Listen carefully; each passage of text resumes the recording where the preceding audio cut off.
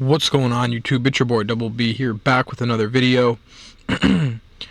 Before we get into the video, of course, as always, I'd like to appreciate it if you guys can like, comment, and subscribe. Happy Thanksgiving. So since this video is going to be for the NFL picks for Thanksgiving, you can just comment the word turkey down below in the comments. But before we get into the picks for the NFL, just do a quick recap of my last video, which was 2 nights ago for the NBA.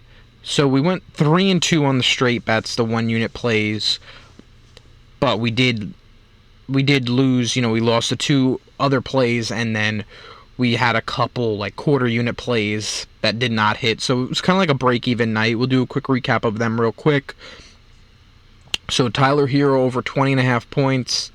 Did not hit it. He had 17 points going into the fourth quarter. Did not score a point. Malcolm Brogdon over 22.5 PRAs. That was sweat-free. Was hoping his double-double would have cashed.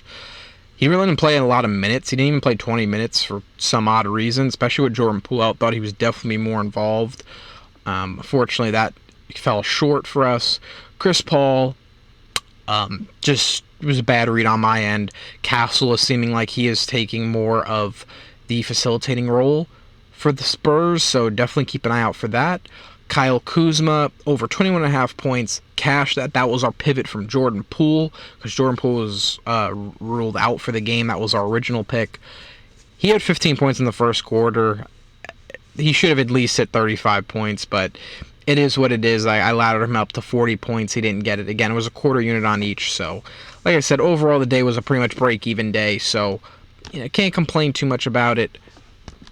Just, we will, get back to it with football. And, yeah, I have 4 plays for you guys. Sorry about that. I have 4 plays for you guys for Thursday football. I was going to say Thursday night, but it's all day Thursday.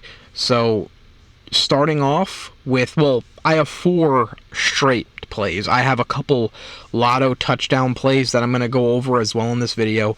Like always, if I have any added plays, I will put them in the pinned comments down below, and of course they will be on my Twitter account at @BB_picks. So, without any further ado, we'll get started. The first play here, as you can see on the screen, is Rico Dowday over 2.5 receptions. I got this at FanDuel at -114. So, Rico has been over this number in all 3 games when Cooper Rush has started, and he's also over this number in in his last 4 out of 5 games. And the Giants have struggled against running backs in the receiving game. They allow the 8th most receptions to running backs, so it was tough because they're also bad against just the receiving yards in general. I pivoted to his receptions over his yards, just because in 2 out of those 3 starts, he actually didn't hit his over on receiving yards. It was just on the receptions. So the targets have been there, the receptions have been there, the yards hasn't always been there for him.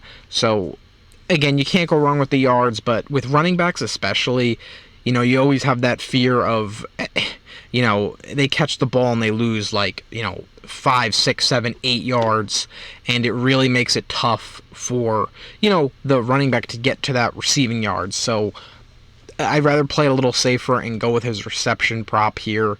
So, like I said, great matchup. I expect Cooper Rush to still look his way quite a bit as a little safety valve, so like the spot here for Rico. Next play here is going to be Jahmyr Gibbs over 16.5 longest rush.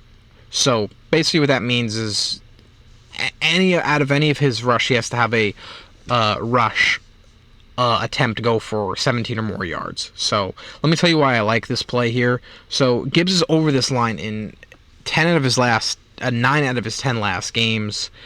The only game he did miss was against the Cowboys, but it was in a blowout, and he still had a 15-yard rush in that game. So David Montgomery is a little banged up. I don't know how much read into it, but they on a short week, hopefully, they kind of limit Montgomery a little bit here, especially if he's being banged up, and let Gibbs, have, full reins, hopefully. He had 21 carries last week. You could go with his rush yards. Last time I checked, his rush yards was at like 71.5 or 73.5, depending on what book you have. I don't hate that.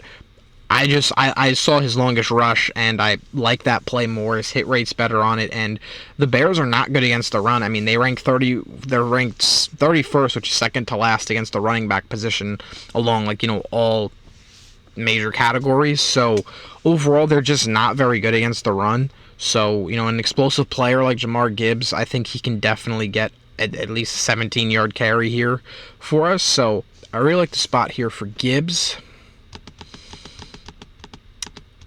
Now, this next play here is going to be a ladder. It's going to be Wendell Robinson receptions ladder. So I'm going to make this a little bigger here for you guys so you can see it.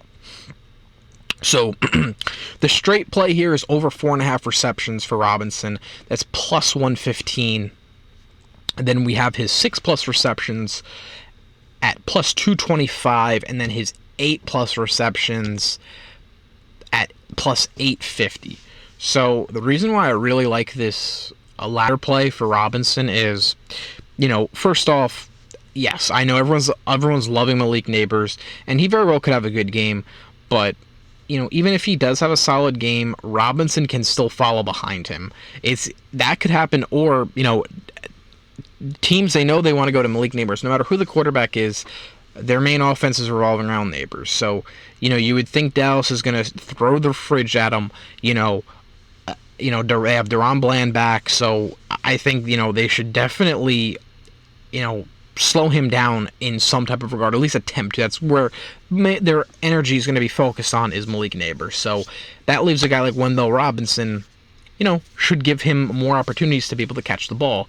And he is more of a possession-type receiver. He's not a guy that's, catches deep passes. He catches a lot of underneath stuff, short, quick routes that can help. Again, it looks like Drew Lock is going to play. Not sure what's up with Tommy DeVito. So I think Drew Lock is going to play. They said he has a long shot to play. That is DeVito. So, again, either way, it doesn't matter. I still love this play here. Robinson has been over this line in his last 8 out of 9 games. And earlier this year, he had 11 receptions on 14 targets against Dallas. Again, I know the quarterback situation is different, but the offensive scheme and the game plan, as you can see, it doesn't matter who's at quarterback, it's still the same. So, I think you're getting really good value here. Again, I think he's undervalued, where, his reception line for most of the year was at like 5.5 anyways. So we're getting a pretty good discount here at 4.5. I feel like at plus money. So it's a good opportunity to ladder him up. And like I said, Malik Neighbors could definitely very well have a great game, but that doesn't mean Wendell Robinson can't get his receptions in there as well. So I see multiple ways that this could hit. So I love that spot here. Then our last player prop here is going to be the Thursday night game, which is going to be Tucker Kraft over 31.5 receiving yards. So I like this spot here. This is really the only weakness in Miami's defense, if you want to call it that. They allowed this 11th most receiving yards to tight end, so a little worse than average. But I do like that Romeo Doubs is out in this game. Earlier this year when Doubs missed the game, Tucker Kraft had 4 catches for 88 yards and 2 touchdowns with 5 or 6 targets. So I definitely see maybe not a similar performance, but definitely a very good performance, because I also think one of their other receivers were out as well. It might have been, I think it was Christian Watson that was out. So yeah, another receiver was out, but I still think Romeo Doubs, it's going to open up a lot of opportunities. Christian Watson, even with him being there, it shouldn't take away anything from Kraft, because he's more of a deep threat. He's more of a man-to-man guy, and Miami does not play a lot of man. They play mostly zone, which will help Tucker Kraft because he has one of the highest target shares on the team against zone. So I really like the spot here for him. Again, I don't expect him to have another 90-yard receiving game, but for him to get over 31.5 yards, I think is very doable in this matchup. So really like the spot here for Tucker Kraft. Now I just want to get into these couple long, these are long shots, so again, don't go crazy with these plays here that I'm going to show you. So the first one here is Eric Gray. Anytime touchdown score at plus 2,300. So some of you might not even know who that is. He is the 3rd string running back for the Giants. He does return kickoffs sometimes, and he he's used more in the pass game. From what I've seen, he'll occasionally get a couple carries here and there, but they like to use him in the pass game, which Dallas does struggle against running backs in general, but specifically in the pass game as well as the run game. And Tyrone Tracy has been dealing with fumble issues the last few games. Last game, he fumbled the ball and was benched for the rest of the game. So the Giants' season's over. This is a short week. I don't know how much Devin Singletary we're going to see. I don't know why they would really play him too much. They already know what they have in him. I think, that, in my opinion, if I was honest, I'd like to see what we have out of Eric Gray. Again, he's a rookie running back, and he seemed explosive. He in preseason, he definitely had some explosive plays. So, I mean, this matchup, I think, is a good matchup to try it. And again, with Tyrone Tracy's fumbles, why not? I would give him a chance here. And like I said, so he could break a big play here, and you never know. I don't think he's gonna probably get goal line touches. I mean, you never know. But I'm more banking on him possibly breaking a big play, maybe with running the ball, or more likely I see him receiving touchdown from him. So at the backfield. So like I said, I would just put a few dollars on it, nothing crazy. And my last touchdown play is going to be the Dallas Cowboys defense. So again, a worth sprinkle. No, I'm not putting $250 on there. It just represents a quarter unit for me. But the reason why I really like this play, I have the anytime touchdown at plus 950, and I also have their first touchdown score at plus 3,600. So the reason why I really like this play here, Dallas defense has not scored a touchdown all year. But I do think it's possible that it can change, because they're, like I said last week, they got Deron Bland back, which he led the league in pick sixes last year. And as I alluded to earlier, everybody, after last game, it was a big thing about Malik Neighbors not being involved until, they were losing 30-0. Brian Dable said they need to get him more involved. Everyone in the building is going to know they're going to be trying to force feed Malik Neighbors. If anyone's going to be able to jump that route, it's going to be Deron Bland. And if he should be covering him quite a bit, and whatever it is, whether it's DeVito or Drew Luck, they don't have great chemistry with Malik Neighbors yet. So timing could be off. Anything can happen, and that's just one way. You know what I mean? Like that. A pick six. Micah Parsons is back. He's been looking back to his form in the last couple games. A strip sack fumble, they can pick it up, run it back for a touchdown. Dallas' defense, they scored a lot of touchdowns. I believe they led the league in defensive touchdowns last year. This year, obviously, has not been the same. They dealt with a lot of injuries, and their defense hasn't looked the same. But again, with these guys coming back, I think there's definitely good possibility for their defense to possibly score, and with a low total of 37 points, the books don't think the offenses are going to be very effective. So I really like the spot here. So I had to throw a little bit on the first touchdown as well. And not to mention, the Giants actually allow the third most touchdowns to defenses, the third most scoring touchdowns to defenses. So again, no, that was Daniel Jones, but again, it's not so much the Giants.